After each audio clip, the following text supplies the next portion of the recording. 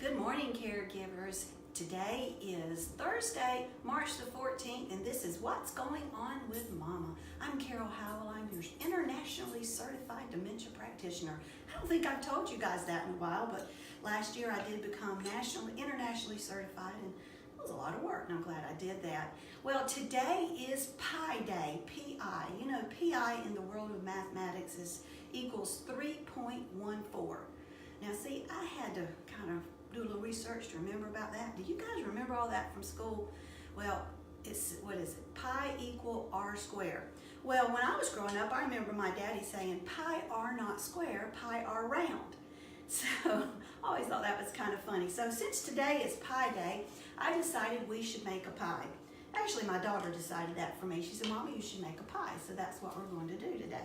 I'd like to thank our sponsors, Life in the Carolinas at lifeinthecarolinas.com. You can go there and click on the tab that says Listen to the Story Behind the Story. And I've enjoyed that. Check it out at lifeinthecarolinas.com. Vitamin Depot on Celanese Road for your wonderful products that keep you healthy. All natural, a local business. I'm pointing at you with my knife. That's dangerous. And their phone number is 803-328-5800. Tell them that Carol sent you, would you please? And let's see, next month we're going to start with a new sponsor, an additional sponsor, HD Imports, for all your auto repair needs. And I'll tell you more about them in the coming days. I was feeling on this knife. This knife is as rough as it can be on this end. That's what happens when you run it through the garbage disposal like I did last night. But oh well. All right, today we are going to make Oatberry pie. Now this is a recipe I came up with several years ago because my mama and my husband love pies. Now Michael will eat any kind of dessert, but my mom's not a big cake fan. She likes pies and cookies, and she loves cranberry sauce. So I thought, well, I should make a pie with cranberry sauce. And that's how this pie came to be. And today is March 14th, which is 3.14 or 3/14, and that's why today is Pie Day, P-I. And tomorrow is March 15th, which will be my mama's 80th birthday. And part of her birthday celebration will be this pie, because Mom doesn't care for birthday cake. So I've just added 1 whole can of cranberry sauce, and no one wrote and explained to me about why cranberry sauce always opens from the bottom. Somebody needs to tell me the reason for that. Why couldn't we just open the top? I don't know. But I've just taken a knife and broken it up a little bit. No big deal there. Now, to this, let me get my recipe so I don't skip anything. And last week's episode, I forgot to tell you about the apple cider vinegar on the Greek onions, but I did include it in the printed recipe. If you'll see, you'll find it there. To this, I'm going to add 1 cup of sugar. Look how organized I've gotten. I'm so proud of myself. Got 1 cup of sugar, and then we add to it 1 cup of flour. Now, if you'll notice, my flour might look a little different from yours. I am allergic to any flour that can sit on your counter. So I have to grind wheat berries, which I used to do, and P.S. that was a whole lot of work. But I quickly discovered that I could put just regular slow cook oatmeal, not that quick cook kind. I don't ever buy that. I put the slow cook oatmeal in my Vitamix and go bzzz, and I have oat flour, and that works perfectly. And then I keep that in my freezer, and it's ready for me whenever. So we're just going to stir that together a little bit. And talking about oats, we're going to put a ½ cup of oats, not the quick cook kind. We want the kind that's bigger pieces, better for you. Okay, and you can take that same kind of oatmeal and cook it in the microwave, and it works just fine. You don't need to buy the quick cook. Skip that, buy the regular kind. Stir it together good here. We're going to add 2 tablespoons of butter. I melted it. It's not fully melted, but that's quite all right. I can still maneuver it. It's going to just come apart very easily there. Stir that in. I baked this last night, and I needed to fry some hamburger, which you know I don't do meat, but we are cooking for our men's homeless shelter, and I'm making shepherd's pie, 4 big shepherd's pie, and I've got to fry hamburger for it. I told Michael I'm not frying the hamburger while that pie is baking because I don't want to smell the pie baking. Oh, it did smell good. Now, this is one of the few times that I measure anything. I told you I don't bake cakes because you have to be precise and level off your flour. You guys know I'm not good at that. I do measure my salt because we don't want to mess up a good pie with too much salt. It's 1/4 teaspoon of salt. and 2 tablespoons of vanilla. I normally do not measure my vanilla, but I'm going to do that for your benefit. I don't want to mess it up. That would be embarrassing. Michael, my vanilla's getting low. We're going to have to buy me some vanilla. Had a friend that used to go to Mexico and bring me back vanilla from Mexico.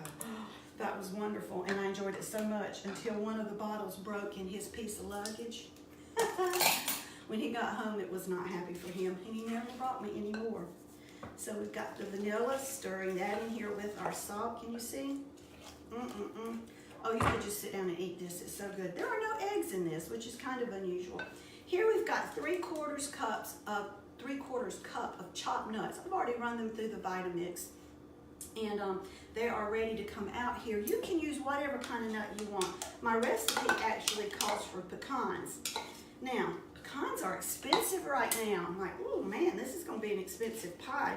So I bought walnuts, and it comes out perfectly with walnuts, and they're running about half the cost of pecans, at least at Aldi they are. But just chop them up pretty fine. And look, that's the inside of that pie, all done. Now, you've got pie crust. Right now at Aldi, they are selling the pie crust in the box, so they're not already in the pan. They come rolled up. Let them come to room temperature a little bit, and I have the pie pans that you can buy like at Dollar Tree or somewhere real nice and cheap, and just run your pie crust in there. Now, those of you who are very intelligent and quite handy know how to flute the edge of the pie crust. Well, I tried doing that, and it just looked like I had mashed the edge of the pie crust. Well, that's pretty much because that's what I did. So I just quit doing that, and I keep it smooth. You might want to take a rubber or a silicone shield and put across the edge of your pie crust to keep it from getting so dark. It'll have a tendency to do that. Or maybe put a little bit of aluminum foil, but you know, I don't do aluminum, and I don't do aluminum foil if I can help it. All right. Now, I'm not going to get this super clean because later I'm going to take the spatula and I'll clean that as part of my breakfast. Oh, it's so good. We just put it in here. Oh, yeah, that is good stuff. Let's get that off. And I guarantee you that when this comes out of your oven, well, I guarantee you while it's baking, you'll go, that's the best my house has smelled in a while. And you're going to bake it at 400 degrees for 45 minutes. Keep an eye on it. At about 40 minutes, depending on your oven, take a look, and if it looks like it's good and solid, take it out. Or maybe at about that point, you want to protect the edges of your pie crust so that it doesn't get so dark. So we're going to put that in the oven here. And by the miracle of video, we're going to put that in at 400 degrees for 45 minutes and take out the finished. Michael, what happened to that piece of pie? I know nothing. You are lying through your front teeth, aren't you? Was it good? Was the missing piece good? I know nothing. You know nothing. He knows lots that he is not fessing up to. Yeah, this piece might have disappeared last night while we were watching television. We normally have peanut butter and apples for dessert. I've told you guys that, but my belly was full from dinner. I was like, I don't want any peanut butter and apples. But the husband said, well, I'll take a piece of pie. Is that not correct? You know nothing still? Candace would like to know why you don't use aluminum foil. Oh, Candace, thank you for asking that question. And Michael, my cameraman, for reading it to me. All right, the reason I don't use aluminum foil is there have been studies of the brain, autopsies of the brain for folks who have gone through all the stages of Alzheimer's, like my mama is in the late stages. And in all of those autopsies, well, I use the word all loosely, but I'll say in the majority of those autopsies, aluminum has been found in the brain. We need zero aluminum in our body. It is not a substance that should ever be found in the human body, yet it is in the brain. So the theory is that is not good for the brain.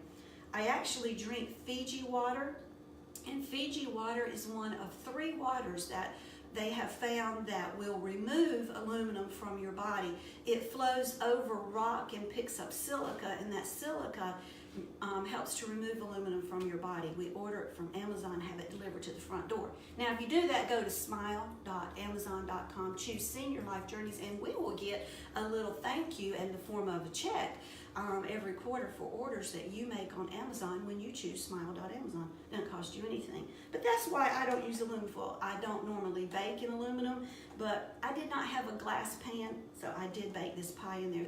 every once in a while I will use it. No aluminum foil in my house. You guys know I use parchment paper instead, and it works wonderfully.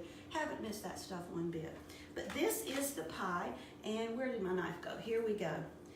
When you cut into it, now you see my crust did get a little dark on the edge, but Michael, did it keep you from eating it? Not one bit. Let me get a plate here. Hold on, I forgot to do that. Tried so hard to be prepared, and maybe I didn't do so good. Michael, you forgot to tell me to turn the timer on again. It's all Michael's fault. I'm going to guarantee you that. All right, here we go. Look at that. Is that gorgeous? And that will be part of my mama's birthday celebration. That and those chocolate peanut butter no-bake cookies. And they've got oatmeal in them too. I love oatmeal. So I hope you will try the Oatberry pie. What time is it? Man, time goes fast when I'm talking with you folks. I want to tell you about a fundraiser we've got going. Michael, if you can come around here, and I'll move some of this stuff. You can see my poster there. Our fundraiser is called Got Sneakers, and it's donating your old sneakers to my Sneaker Drive fundraiser. And the way we're doing this is myself and a lot of my friends and our board members are putting out big collection boxes with posters that look like this. We've got a couple different kinds. And all you need to do is to throw your old tennis shoes in those boxes. It can be any kind of tennis shoes, athletic shoes, and if you have rubber cleats, please donate those. And then we send them to this company, and this company will give us $1 for every pair of tennis shoes, cleats, athletic shoes we collect. Now that can be little bitty baby shoes, or if you've got honking size 18 feet, that'll work too. Make sure they're not damaged or ripped or torn or stuff like that. We don't want shoes that have problems. But drop them off. Right now, we've only got one box out. I'm going to be working on that this coming week, and we'll have a lot more to tell you about next week. But it is at the office of Dr. Thomas Epps, the orthodontist on Celanese Road. He is to the right of Hickory Tavern. So drop your shoes off there. If you need a place, or if you would like to be a collection site for me, all I want to do is put the box there, and I'll come and service it. You don't have to do anything. Then send me a message and say you'd be happy to have a box at your business or your office. All right. Let me see, what have I forgot to tell you? Next week on Thursday, we are going to be talking about how to serve tossed salad as a finger food. I've got a couple ideas. I played with one last night and it was very tasty. I'm going to tell you, it was very tasty. But I'm going to have a couple options, I think, on a way that you can serve salad to your folks with dementia or that have problems using their hands. Not just folks with dementia, but folks that have problems using their hands. I have a client that I told you about yesterday, I believe it was, that has neuropathy and she can't use her fingers very easily, so using a spoon is a problem, and this would work for her.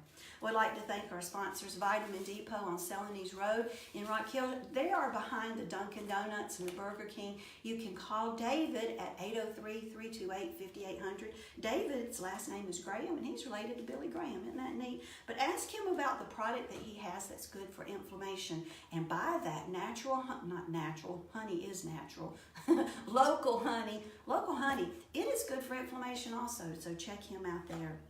Life in the Carolinas, the award-winning television show, Emmy-nominated, award-winning television show, lifeinthecarolinas.com. Well, our scripture today is, taste and see that the Lord is good. Blessed is the one who takes refuge in him. Taste and see. Michael will be doing some tasting later. He may hide this pie, so I don't know where it is, and he won't share it with me, which, P.S., I don't get to eat because it's got sugar in it. All right, well, it's Thursday. That means I get to sleep late tomorrow, and I hope you do too. I hope your caregiving journey is a good one. I hope you'll drop off your sneakers at Dr. Epps' office, and maybe write me and tell me if you would like to have a box in your location. Blessings and smiles on your caregiving journey. See you next Monday.